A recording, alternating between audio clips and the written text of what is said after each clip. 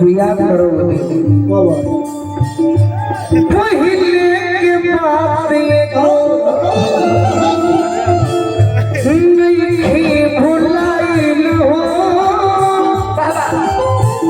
प्यार के सहारा से पानी हम ठगाइल हो प्यार के सहारा से पानी हम ठगाइल हो प्यार के सहारा से पानी हम ठगाइल हो चुप के चुपी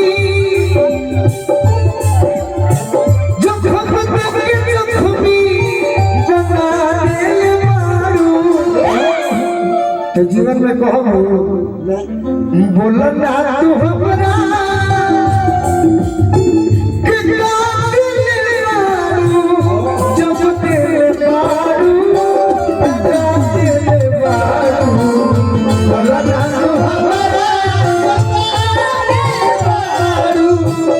जब तेरे मारू ओए संग तू पर नहीं हम दिल से गाना देखिएगा ये तो बात जानते हो कि ये संग तू करबो नहीं रहे अंदाज हो नफरत के दुनिया बा जान गई आज हो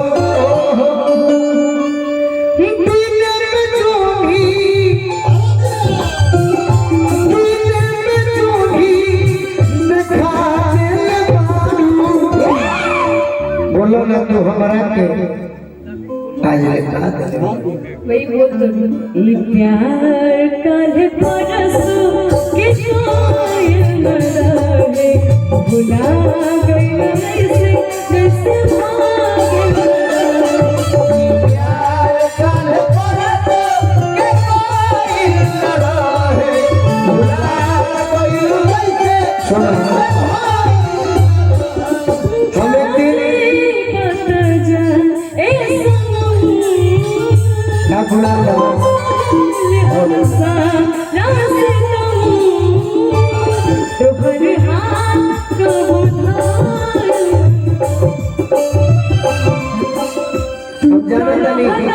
अपना मन के मालिक तो हर हाथ को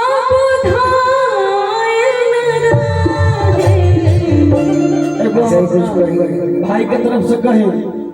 हेलो अपना तरफ से भाई का हेलो हेलो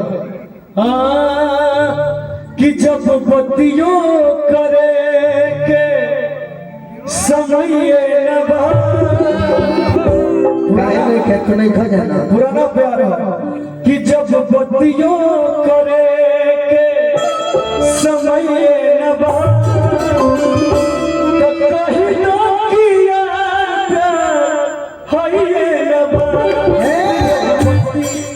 जब बत्तियों करेंगे समय न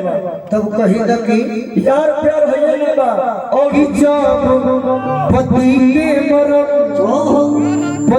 के मरम अरे सती जनी है सत भक्ति में हरिया पति के मरम है सती जनी है सत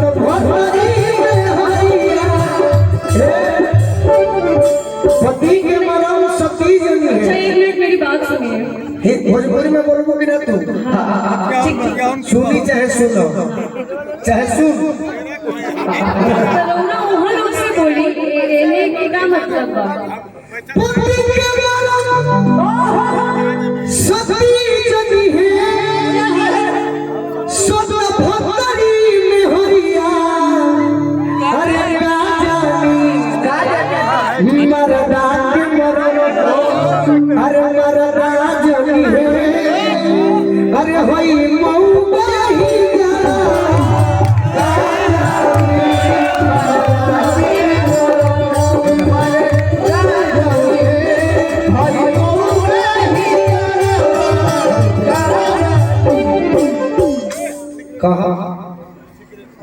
ढेर से दुख लगा तो जर कर है तो हमें गरीब से मिलल बड़ू रोज ना ना गरीब के बात ना रोज अमीर से मिला करू से देखिए अमीर गरीब के बात ना बा हम कोनो बहुत आपसे मैं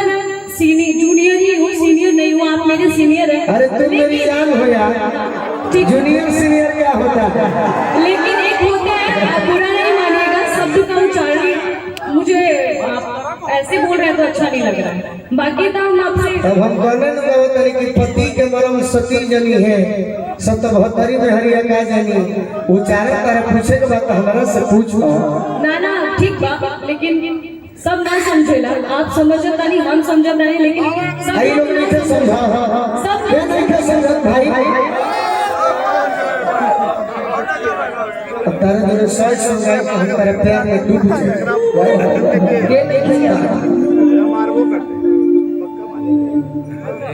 तू ही कहो जो तारा अच्छा लगा अब तू चाहो कि खाली हम पवन सिंह के फेरा में रहे तो हमारा है इजाजत लगा मत बोला हमरो बोले लगे तू पवन सिंह की क्या बात करते हो तो तू उनका फाइन होने से मैं उनका फेरा में रहने से मैं आपसे बोली आपसे मैं बोल क्यों अभी बात करते हैं महाराज तो तू हमारी बात के दुख मत मान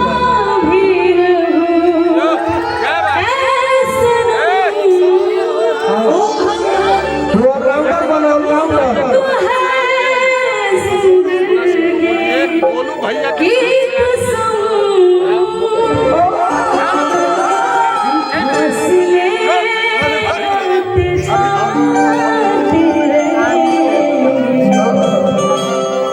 लेकिन प्यार नहीं होगा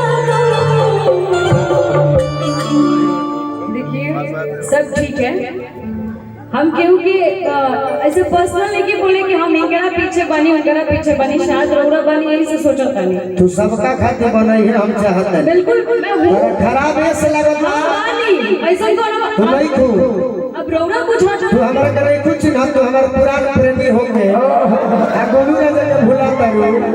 ये से तहरा दुख ऐसे लगता सब लोग बोलते हैं अब बोलने में क्या बा हम कुछ भी बोल दे बोलने में कुछ हो जाता चलिए गाना गाते हैं तू ये से नहीं कुछ पुराना प्रेमी अक्सर नए यार मिलते हैं तो लोग पुराने यार को भूल जाते हैं ये दुनिया की रीत है लेकिन यारी भी चाहिए ना यार भूलने के लिए यारी भी चाहिए होता है अब मुझे ये कहने के गाना तो मतलब गाना से बात कर जाएगी फिर ऐसे बात करेंगे बता कर ले जाओ मनावा के दुखवा आइए को हो तो ठीक बात होगा उच्चारण करी मनवा के दुखवा ऐसे बोली लेकिन शब्द के गलत उच्चारण मत करिए कौन हम सा बोल रहे कि पता नहीं का बोली देखिए रुको अगला जज वकील बनो जज लाई का बनी ये मंच है पब्लिक के मनोरंजन के लिए क्यों आप घबरा रहे हैं घबरा अच्छा एक मिनट ये बोलने आए हैं ना कि मंच है अगर आपको मौका वगैरह बोलने लग जाएगा तो आपको कैसा लगेगा भोजपुरी की भाषा होला अच्छा तुअर्ती गाना ना गाड़ी में अंदर बाटे तुअर्ती कैसे जो हम लोग के गाड़ी दे दलिए कहीं कहीं में नीमन भी बाटे गाड़ी तो गाड़ी तो किसी से पूछकर देखो कि हमने गाड़ी दिया है अच्छा सत्य भागरी में क्या होता है क्या होता है ये नहीं करने का समझिए आप लोग भी क्या चलता है भैया बात ये गुनाह में मैं फंसा महाराज चलिए गाना गाइए तो ये गाना गाते हैं मैं भी वही बोल रही हूँ सबके गाना गाते हैं ना तो कहे के खराब भई है तू उनके लायक बाड़ू हमारा लायक नहीं ये बात मत बोलो तेरा दुख लगा तो तू बैठ जा सुना तेरा हमरा बात के दुख लगा तो तू बैठ जा तू उनके लायक बाड़ू हमारा लायक नहीं तू ये इंकरा इंकरा मत बोलिए आप लोग कभी सुने हैं मैं आप एक बार बोले मैं आ गई हम नहीं बोले नहीं बोले हम नहीं बोले तेरा दुख लगा तो तू बैठ आ तारे से 2 घंटा भी हमारे मुखिया जी वही हो आ तारा गावे का बैठ 2 घंटा गावे एक मिनट आप धमकी दे रहे हैं आप हमेशा कंट्रोवर्सी क्यों करते हैं कंट्रोवर्सी हाँ तेरा कौन बात खराब लगा के हुक्म है हमने खराब गाया है अच्छा मैंने कुछ खराब बोला है ना तू बोला ना हम बोली गाना गावा तो तू गाना गा के जवाब दो ना खड़ा बाड़ू तू का बोला हम तो कम है तो पास करो नहीं तो बेटा बर्दाश्त करो सुनिए हम बर्दाश्त करने वालों में से है नहीं ठीक है हम भी जाओ उनका से गोली मरवाती हो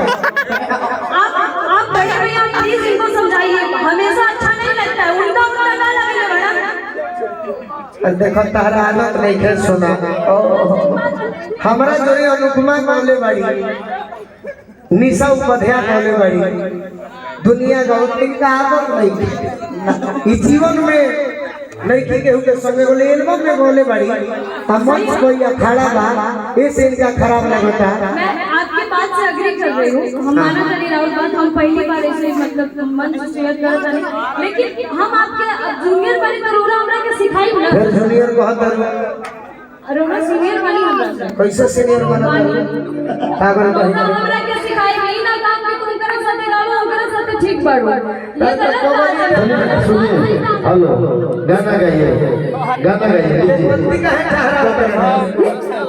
हम तो तरह बोला तरह ए गाना प्ले करिए महाराज आप लोग हंस रहे हैं गाना प्ले तुम्हें बाबू एक आदमी सुनो दोस्त मेरी आपको आइडिया नहीं है बिल्कुल मुझे दुनिया में जो यहाँ लोग रुके हुए हैं इतना जान लीजिए कुणाल भैया इतना मैं जानता हूँ कि 2000 हम अगर किसी भाई पर खर्च करेंगे